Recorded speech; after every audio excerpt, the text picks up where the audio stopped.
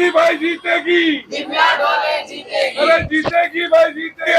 दिव्या ढोले जीतेगी, हमारा नेता कैसा हो, दिव्या ढोले जैसा हो, लोखंड वाला की निशानी, समर्थकर की निशानी, जीतेगी भाई जीतेगी, अरे जीतेगी हमारा नेता कैसा हो। जी आज आपण आलेलो आहोत वार्ड क्रमांक 7 मध्ये अंधेरी पश्चिम लोकसभेला या विभागात वार्ड क्रमांक 7 आहे तिथल्या दिव्या ढोले या अपक्ष उमेदवार आहेत त्यांची निशाणी आहे पेनाची नीब। आज आपण जाणून घेऊया त्यांच्याकडनं की काय त्यांची प्रतिक्रिया आहे। नमस्कार, तुमचं स्वागत आहे। सर्वप्रथम तुम्हाला शुभेच्छा, तुम्ही उमेदवार म्हणून या ठिकाणी आज लीड करतात।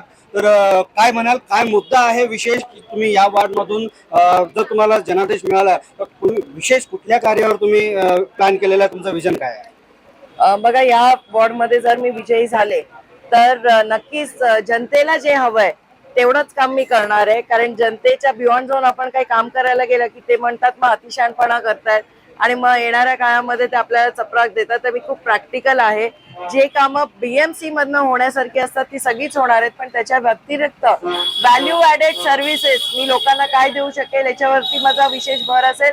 फॉर एक्झाम्पल, आमच्या एरियामध्ये खूप सारे सिनियर सिटीजन्स आहेत आणि त्यांची मुलं बाहेरगावी असतात। अशा वेळेस त्यांना एकटेपणा येतो आणि ऍज अ कॉर्पोरेटर मी त्यांची मुलगी बनणार आहे आणि त्यांच्यासाठी काही सोयी सुविधा उपलब्ध करून देणार आहे। त्याच्यामध्ये फॉर एक्झाम्पल एक कमांड कंट्रोल सेंटर, जिथे पॅनिक बटन दाबलं तर आम्ही त्यांच्या हेल्प साठी लगेच जाऊ शकतो। आपण बरेच वर्ष बीजेपी या पक्षामध्ये कार्यरत आहात आणि आज इलेक्शनच्या ऐनवेळी तुम्हाला तिकीट नाकारण्यात आलं, त्याचं काय कारण असेल आणि तुम्ही काय दृष्टिकोन ठेवता त्याबद्दल? बघा, याचा प्रश्नाचं उत्तर मला मिळालेलं नाहीये पार्टीकडनं, पण माझं असं गणित होतं की पक्ष आता जेवढ्या वेळी आम्ही स्पीचेस ऐकत होतो आमच्या नेतृत्वाचे, तेव्हा ते म्हणत होते की कॅन्डिडेट्सना वर्क मेरिट वरती तिकीटं मिळतील, वर्क मेरिट वरती। तर इथे वर्सोवा आणि आमच्या क्षेत्रामध्ये माझ्या एवढं काम कोणाचंच नाही असं मला आणि माझ्या कार्यकर्त्यांना, आम्हाला सगळ्यांना तेवढा विश्वास होता आणि जनतेलाही होता। काय वास्तविकता काय मिळालं का मेरिटवर?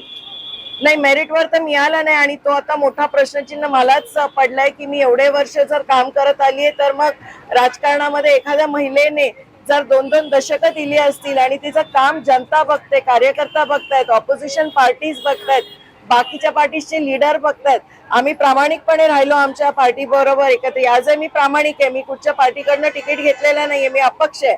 त्याच्यामुळे मी अपक्षाचा निर्णय हा जनतेचा मान राखण्यासाठी घेतलाय, त्यांनी माझ्यावरती विश्वास टाकलाय, त्यांच्या आग्रहामुळे मी हे पाऊल उचललेलं आहे। दिव्या ढोले या स्वतः एक हाय एज्युकेटेड पर्सन आहेत आणि त्यांनी एक विचारपूर्व हा निर्णय घेतलेला आहे। बघूया 15 तारखेला इथला जनता, इथले वोटर्स त्यांना कुठल्या दृष्टिकोनाने बघतात, विजेते करतात की नाही, आणि त्यांचा विश्वास आहे की इथे एक शिक्षित उमेदवाराची गरज आहे आणि ती त्यांना मिळालेली आहे। तर या वार्डातल्या जे काही कॅन्डिडेट आहेत, जे काही लोक आहेत, त्यांनी विचार करायचा आहे आणि दिव्या ढोलेंना विजयी करायचं आहे असं त्यांच्याकडनं एक ठाम मत आहे।